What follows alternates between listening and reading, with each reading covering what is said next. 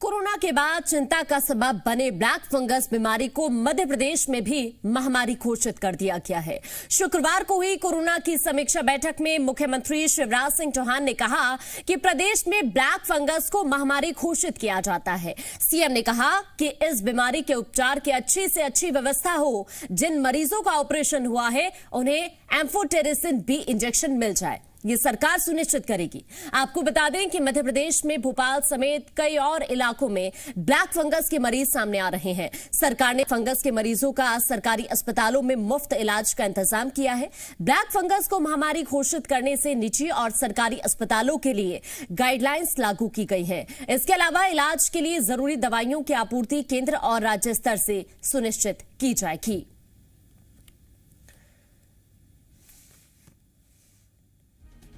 तो अब मध्य प्रदेश के अंदर भी महामारी घोषित की जा चुकी है ब्लैक फंगस। कैसे इसका असर होता है ये हम आपको बता रहे हैं। ग्राफिक्स के जरिए जबड़े में संक्रमण पर सर्जरी करनी पड़ जाती है और इसके अलावा इसके लक्षण क्या कुछ है वो भी अब आप जान लीजिए। बुखार, सिर दर्द, खांसी, सांस फूलना, खूनी उल्टी, ये तमाम लक्षण हैं ब्लैक फंगस के जिनको आपको नजरअंदाज नहीं करना है। अगर इस तरह का कोई सिम्टम आपको दिखता है तो उसका तुरंत आपको इलाज करना होगा।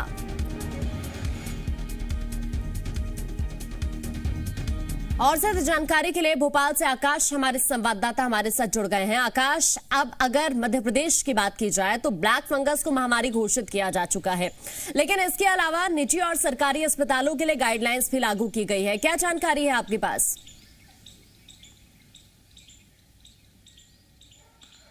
बिल्कुल आकांक्षा, मध्य प्रदेश में अब कोरोना के बाद ब्लैक फंगस को भी महामारी घोषित कर दी गई है। इसका ये आशय है कि सरकार अब अलर्ट मोड पर है।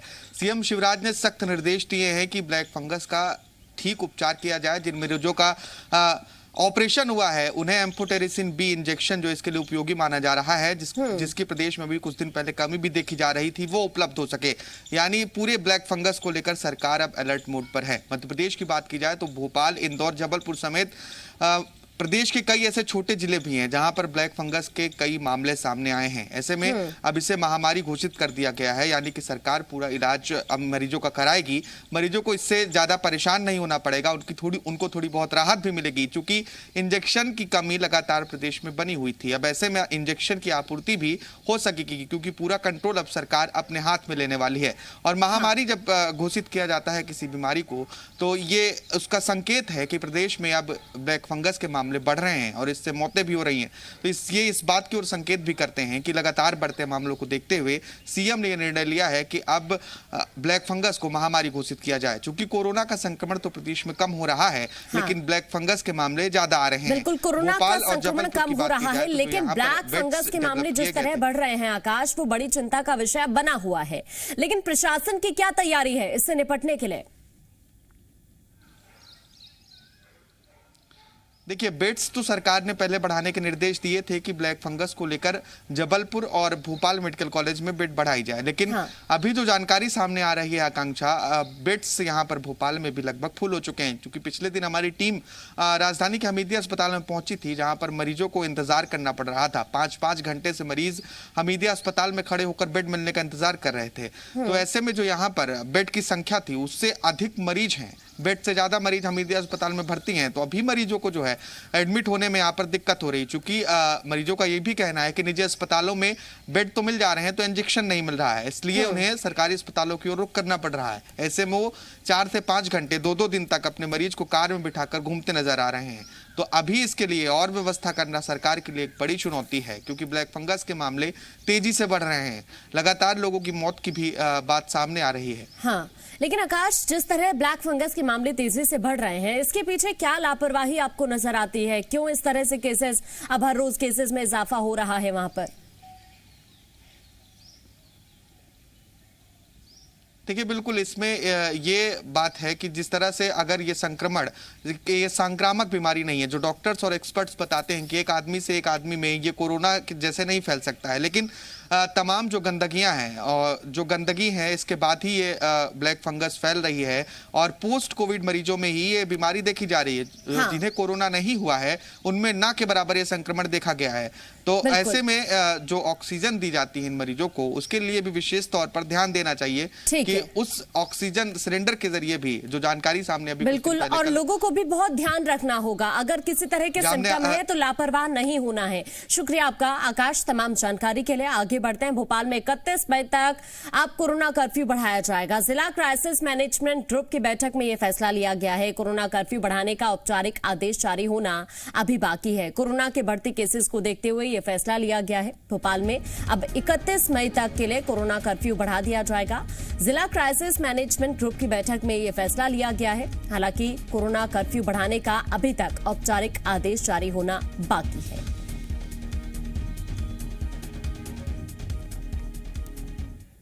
इंदौर के लोगों को कोरोना कर्फ्यू में कुछ राहत मिलने जा रही है। 1 जून से प्रशासन ने कुछ राहत देने का फैसला किया है। इसके तहत किराना, फल और सब्जी की दुकानें खुल सकेंगी। साथ ही कंस्ट्रक्शन लेबर को भी छूट मिलेगी। इसके अलावा ज्यादा संक्रमण वाले शहरी इलाकों में एरिया स्पेसिफिक कंटेनमेंट जोन बनाए जाएंगे और उनमें टेस्टिंग और सैंपलिंग बढ़ा दी जाएगी। साथ ही कंटेनमेंट जोन में लोगों की आवाजाही पर पूरी तरह से प्रतिबंध रहेगा। तो अब इंदौर वासियों को 1 जून से थोड़ी राहत जरूर मिलने वाली है कोरोना कर्फ्यू में, क्योंकि आपको ये जानकारी दे दें कि जो फल हैं, सब्जी की दुकानें हैं, किराना, ये सभी दुकानें अब खुल सकेंगी। साथ ही कंस्ट्रक्शन लेबर को भी छूट मिल जाएगी। 1 जून से छूट देने की बात कही जा रही है प्रशासन की तरफ से। 7-8 दिनों के लिए थोड़ा सख्ती और कर दी जाए शहर में, और साथ ही साथ इस अवधि में जो 7-8 दिन में जैसे अभी सब किराना राशन ये बंद किया है, ये अब अलग है कि हम लोगों ने जो डोर टू डोर से डिलीवरी सिस्टम जो बने हैं कई कंपनीज़ के, उसको अलाउ किया है। हम ग्रामीण क्षेत्रों में भी थोड़ा बहुत संक्रमण है, शहर में भी है, तो इसीलिए निर्णय लिया गया है कि अब जब शहर बहुत हद तक ठीक हो गया है और अगर 1 जून से खोलना है शहर को, उसके लिए एक बार 7-8 दिन का थोड़ा सख्ती करके और कंटेनमेंट एरियाज आइडेंटिफाई कर लें। इसीलिए आज बैठक ली थी सारे पूरे जिले के अधिकारियों की। और ज्यादा जानकारी के लिए अंशुल हमारे संवाददाता इंदौर से हमारे साथ जुड़ गए हैं। अंशुल, अब जिस तरह से कोरोना के केसेस में राहत देखने के लिए मिल रही है, अब प्रशासन भी ये फैसला लेने जा रहा है कि कोरोना कर्फ्यू में कुछ राहत लोगों को भी दी जाए 1 जून से। क्या जानकारी? जी बिल्कुल, आपको बता दूं कि फिलहाल जब मुख्यमंत्री इंदौर आए थे उसके बाद से फिलहाल इंदौर में 8 से 10 दिन का जो कोरोना कर्फ्यू है वो सख्ती के साथ लागू है। इसमें सब्जी और किराना को भी पूरी तरह से बंद कर दिया है और उसके बाद लगातार उस कोरोना कर्फ्यू का विरोध हो रहा था, जिसके बाद कल प्रशासन ने बताया है कि अब 1 जून से शहर को खोलने की कवायद शुरू की जाएगी, क्योंकि लगातार जो मरीज है वो घट रहे हैं और पॉजिटिव रेट जो है वो भी अब लगातार गिरावट में है। तो 1 जून से अब इस स्थितियों को खोलने के लिए प्रशासन ने भी खास तैयारी की है। हालांकि प्रशासन का यही कहना है कि जहां पर अभी भी मरीज मिल रहे हैं, जहां कोरोना पॉजिटिव मरीज मिलेंगे, उन इलाकों को अब माइक्रो कंटेनमेंट जोन बनाया जाएगा और उन्हें छोड़कर पूरे शहर में जो दूसरी आर्थिक गतिविधियां हैं उन्हें शुरू किया जाएगा।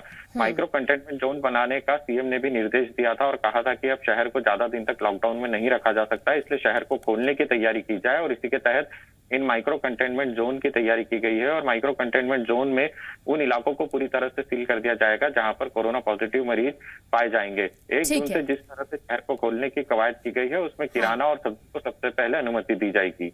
बिल्कुल, आप बने रहे अंशुल हमारे साथ। आगे बढ़ते हैं। इंदौर के लोगों को कोरोना कर्फ्यू में कुछ राहत मिलने जा रही है। दरअसल 1 जून से जिस तरह से हमने आपको बताया कि प्रशासन की तरफ से छूट देने का फैसला लिया गया है। आगे बढ़ते हैं। इंदौर में सख्त लॉकडाउन के विरोध में उतरे कैलाश विजयवर्गीय अलोकतांत्रिक तानाशाही भरे फैसले को अनुशासित शहर पर क्यों थोपा, ये फैसला सवाल उनकी तरफ से उठा दिए गए हैं। दरअसल जिस फैसले की चौतरफा निंदा, उस पर पुनर्विचार हो, ये उनकी तरफ से कहा गया है। प्रशासन और जनप्रतिनिधियों को मिलकर विचार करना चाहिए। कल सीएम के दौरे के बाद 7 दिन के सख्त लॉकडाउन का ऐलान हुआ था, जिसके बाद कैलाश विजयवर्गीय ने कई सवाल उठा दिए हैं। इंदौर में पुलिस ने जासूसी के शक में 2 युवतियों को हिरासत में लिया है। पुलिस ने दोनों को महू के गवली पलासिया इलाके से पकड़ा है। दोनों पर देश की कई महत्वपूर्ण जानकारियां दूसरे देश को भेजने का शक है। फिलहाल दोनों से पुलिस और दूसरी एजेंसियां जांच में जुटी हुई है। तो जासूसी के शक में इन दोनों युवतियों को हिरासत में लिया गया है। प्रारंभिक तौर पे कुछ संदिग्ध जानकारी मिली है जिसकी पुलिस पुष्टि कर रही है। पुष्टि होते ही फिर आपके साथ उसे शेयर किया जाएगा। उसमें कुछ उनके संपर्कों के बारे में कुछ इस तरह की संदिग्ध जानकारियां आई थी जिसे पुलिस अभी पड़ताल कर रही है। अंशुल, हमारे संवाददाता लगातार हमारे साथ लाइव बने हुए हैं। अंशुल, ये 2 युवतियों को हिरासत में लिया गया है जासूसी के शक में, क्या जानकारी मिली है? कौन है ये दोनों युवतियां, कहाँ की रहने वाली हैं, क्या कह रही है पुलिस? जी बिल्कुल, आपको बता दूं कि पुलिस को कहीं से इंटेलिजेंस के जरिए ये जानकारी मिली थी कि महू के गौली पलासिया में जो 2 युवतियां हैं जिनका हिना और उस्मानी नाम है, वो कहीं ना कहीं पाकिस्तान से सोशल मीडिया के जरिए संपर्क में आई हैं और इन दोनों युवतियों पर कई दिनों से नजर भी रखी जा रही थी। ये दोनों युवतियां जो हैं महू के जो सैन्य इलाके हैं जहां पर सेना की ट्रेनिंग होती है उसकी फोटोग्राफी करते हुए भी पाई गई थी, जिसके बाद से इन लोगों पर पूरी नजर रखी जा रही थी और उसके बाद कल पुलिस ने इन्हें अपनी हिरासत में लिया है। इन दोनों युवतियों से पूछताछ शुरू की है। खास बात इसमें यह है कि इसमें एटीएस के साथ ही इंदौर क्राइम ब्रांच और दिल्ली की कई एजेंसियां भी हैं जो कि देश की सुरक्षा से जुड़ी होती हैं, वो एजेंसियां भी इन युवतियों से पूछताछ कर रही है। प्रारंभिक तौर पर यह बताया जा रहा है कि इन दोनों युवतियों के संपर्क जो है वो सोशल मीडिया के जरिए पाकिस्तान में हुए थे और पाकिस्तान में जिन लोगों से इनके संपर्क हुए थे वो एक्स आर्मी मैन थे जो कि पाकिस्तानी सेना में थे और हो सकता है कि वो IAS से भी जुड़े हों। इसी के साथ इन युवतियों के अगर बैकग्राउंड की बात की जाए तो इन युवतियों के परिवार में जो इनके पिता बताए जा रहे हैं वो भी भारतीय सेना में थे और फिलहाल रिटायर्ड होकर बैंक में गार्ड की नौकरी कर रहे थे, जिससे भी पुलिस को कहीं ना कहीं शक जो है उनका गहरा रहा है। हालांकि पुलिस का ये कहना है कि वो पूछताछ कर रही है। बिल्कुल, और आगे पूछताछ में क्या कुछ क्लू मिलते हैं पुलिस को, ये देखना होगा। शुक्रिया अंशुल आपका तमाम जानकारी पहुंचाने के लिए। आगे बढ़ते हैं। मध्य प्रदेश में कोरोना के नए केस लगातार कम हो रहे हैं। 24 घंटे में कोरोना के 4,384 नए मरीज सामने आए हैं। इंदौर में 937, भोपाल में 609, जबलपुर में 279 और ग्वालियर में 105 नए केस मिले। प्रदेश में पॉजिटिविटी रेट घटकर 5.6% हो गया है। 24 घंटे में 9,405 मरीज ठीक हुए हैं। 79 मरीजों की मौत हुई है। अभी प्रदेश में 67,625 एक्टिव केस हैं।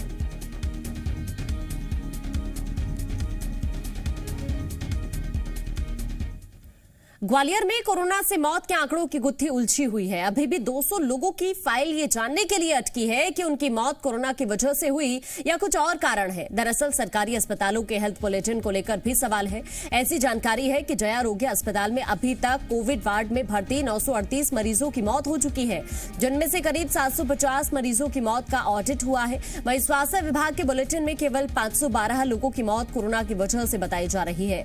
यही अलग अलग आंकड़े बताए जा रहे हैं कि कोरोना से मरने वालों का आंकड़ा सवालों के घेरे में है। वहीं कई परिजनों का आरोप है कि जब वो मृतकों का सर्टिफिकेट लेने पहुंच रहे हैं तो अस्पताल के सर्टिफिकेट पर मौत का कारण कोरोना नहीं बल्कि सामान्य बीमारी का कारण दिया जा रहा है।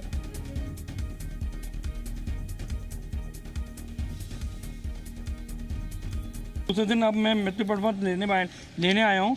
डॉक्टर के अनुसार ये कोविड-19 द्वारा मृत्यु हुई है। उनकी दादी जी है मेरी, और ये जो मृत्यु प्रमाण पत्र बना है इसमें उन्होंने सामान्य मृत्यु दिखाई है। ऐसा क्यों? परेशानी ये है कि डेथ सर्टिफिकेट पे कोविड-19 लिख के नहीं दे रहे हैं और जो अभी दूसरों को लिख के दिया है उनका जो जारी हुआ है वो 4 मई को हुआ है, मतलब प्रेजेंट में। तो 17 दिन में इन लोगों ने फॉर्मेट चेंज कर दिया। अभी हमने जो बात की उसमें कह रहे हैं कि कॉलम नहीं है। डेथ सर्टिफिकेट पे ये ना क्या बोलते कोविड-19 लिख के नहीं दे रहा है और वो पहले जो बने हैं उसमें सब पे लिखा है, अब जो है उस पर किसी पे नहीं आ रहा। ऑडिट हमेशा हो रहा है, कोविड का पहले भी हुआ था, अभी भी हो रहा है। अभी क्या है, एकदम से कुछ संख्या बहुत ज़्यादा हो गई थी तो थोड़ा विलम्ब हुआ, परंतु उनको निर्देशित कर दिया गया है कि तत्काल सभी मरीजों का ऑडिट रिपोर्ट जमा कराएं। जो SRF-ID हम लोग सार्थक पे चेक करते हैं तो वहाँ वो ट्रेस नहीं हो पाता है, फिर बाद में मालूम पड़ता है वो तो किसी और ज़िले में चेक करा के आया था। तो इसमें थोड़ा टाइम लगता है, कोई इतना मतलब आसान काम भी नहीं है उसको पेशेंट को ट्रेस करने में, इसलिए टाइम लगता है। बाकी जैसे जैसे पूरा डेटा मिलता जाएगा हम लोग फीड करते जाएंगे, वो अपडेट हो जाएगा। कितने लोग होंगे जिनके ऑडिट होना है? अभी करीब जो फिगर मेरे सामने आया था 200 के लगभग फिगर है कुछ, जिनका कि हम लोग को अभी उसका पूरा चेक करना डेटा ऑडिट।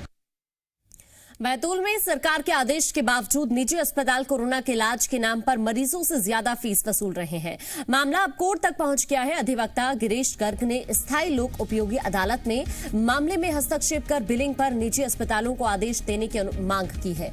बता दें कि सरकार के आदेश के उलट सीएमएचओ ने नई रेट लिस्ट जारी की थी, जिसे के विरोध के बाद कलेक्टर ने वापस कर लिया था, लेकिन लोगों के सामने परेशानी बनी हुई है। वहीं कोविड प्रभारी मंत्री कमल पटेल जांच कराकर अधिक वसूली की गई फीस को वापस कराने की बात कह रहे हैं।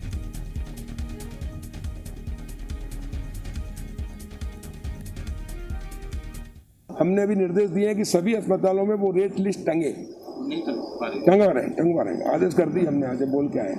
और हमारी एक समिति है, जो विधायक जी हैं, हमारे सांसद जी हैं, और निगरानी समिति, वो भी नजर रखेगी। और अगर किसी को कोई शिकायत है, ज्यादा पैसा ले रहा है प्राइवेट अस्पताल वाला, तो 181 पर शिकायत कर सकता है, 107 पर शिकायत कर सकता है, जनप्रतिनिधि को, किसी को भी शिकायत कर सकता है। उसकी तत्काल जांच होगी और जांच में दोषी पाया जाएगा तो उसके खिलाफ कार्रवाई होगी। सबसे पहला काम, पैसे जो ज्यादा लिए वो वापस दिलाए जाएंगे। इन नियमों का बैतूल जिले में पूरी तरह से उल्लंघन हो रहा है। जिला प्रशासन और सीएमएचओ उसका पालन नहीं करा पा रहे हैं, जिससे जिले के लोगों को बहुत ज़्यादा नुकसान हो रहा है। उन्हें प्रॉपर ट्रीटमेंट नहीं मिल पा रहा है, उन्हें आर्थिक हानि भी हो रही है। ऐसी स्थिति में फिर हमको अदालत की शरण लेनी पड़ी। एमपी के पूर्व सीएम कमलनाथ के कथित वायरल वीडियो को लेकर प्रदेश की सियासत गर्मा गई है। इस कथित वायरल वीडियो में पूर्व सीएम किसान आंदोलन के बारे में बात करते हुए सुनाई दे रहे हैं। पूर्व सीएम कमलनाथ ये कहते हुए सुनाई दे रहे हैं कि ये मौका आग लगाने का है, आग लगाओ। बीजेपी ने इस वीडियो को लेकर कांग्रेस और कमलनाथ को घेरा है। बीजेपी का आरोप है कि देश प्रदेश में उपद्रव फैलाना ही कांग्रेस की टूल किट का हिस्सा है। वहीं कांग्रेस ने इस वीडियो को एडिटेड वीडियो बताया है। कांग्रेस का आरोप है कि ये बीजेपी की डर्टी पॉलिटिक्स है। कांग्रेस साइबर सेल में इसकी शिकायत कर दोषियों पर कार्रवाई की मांग करेगी।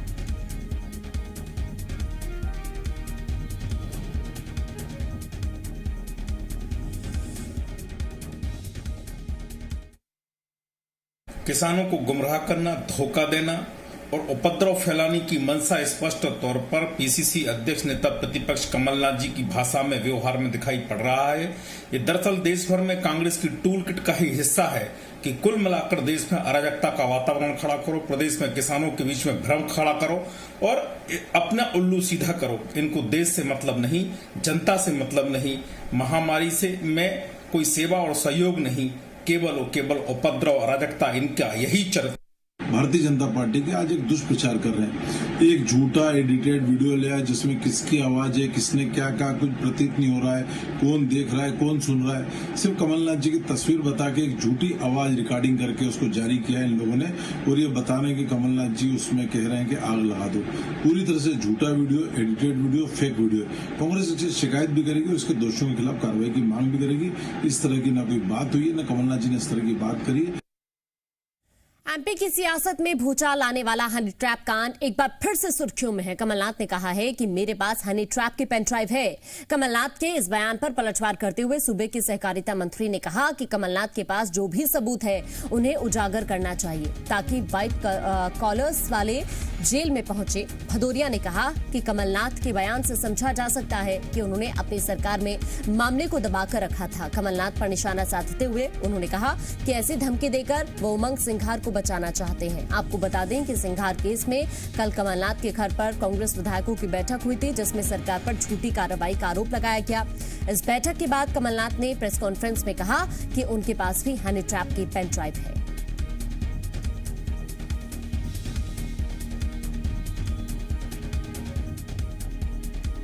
मेरे पास क्या है? बहुतों के पास हनी ट्रैप की ड्राइव है। कोर्ट में तो ये बाद में गया, ड्राइव तो पहले आई।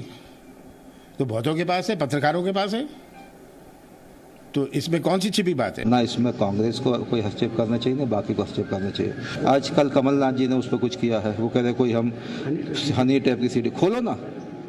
कमलनाथ जी मैं आपसे कहना चाहता हूँ, आप खोलिए, उसको उजागर करिए। जो व्हाइट कॉलर्स लोग हैं उनको जेल में जाना ही चाहिए। इसका मतलब आप ये मान के चल रहे हैं कि आप पे जो उस समय में रखा है जो कि विधि सम्मत नहीं था, उसको धमकी देके आप इसको रुकवाना चाहते हैं। ये सोच किस प्रकार की है उसको भी खोलिए, मीडिया में लाइए और इसके खिलाफ भी एक्शन। सिंघार केस से एमपी की सियासत में लौटे हनी ट्रैप पर जुबानी जंग तेज हो गई है। इंदौर दौरे पर बीजेपी प्रदेश अध्यक्ष वीडी शर्मा ने कहा कि कमलनाथ ये बताएं कि उनके पास सीडी आई कैसे। वीडी शर्मा ने कहा कि तत्कालीन कांग्रेस सरकार जिसके मुख्यमंत्री कमलनाथ थे, उनको एसआईटी गठित होने के बाद सीडी दी कैसे गई। हाईकोर्ट जिस मामले की निगरानी कर रहा है उसमें पूर्व सीएम के पास सीडी होना सबूतों के साथ छेड़खानी बताता है। वीडी शर्मा ने कहा कि अगर कमलनाथ ने झूठ बोला है तो उन्हें माफी मांगनी चाहिए या फिर सबूत पेश करना चाहिए। जिस प्रकार का कल आपने पब्लिकली मीडिया के सामने आपने जो उल्लेख किया है, तो क्या ये अपराध एक पूर्व मुख्यमंत्री ने साक्ष्यों को छिपाकर, और क्या जो आपने एसआईटी के अंदर जो चीजें हुई, क्या आपने दबाव डाल करके एसआईटी को प्रभावित किया है? ये एक प्रश्न हमारे सामने, मीडिया के सामने बहुत महत्वपूर्ण तौर पर है। ऐसे में पूर्व मुख्यमंत्री कमलनाथ के पास सीडी का होना सीधे तौर पर सबूतों के साथ छेड़छाड़ की ओर इंगित करता है। और फिलहाल वक्त है ब्रेक का।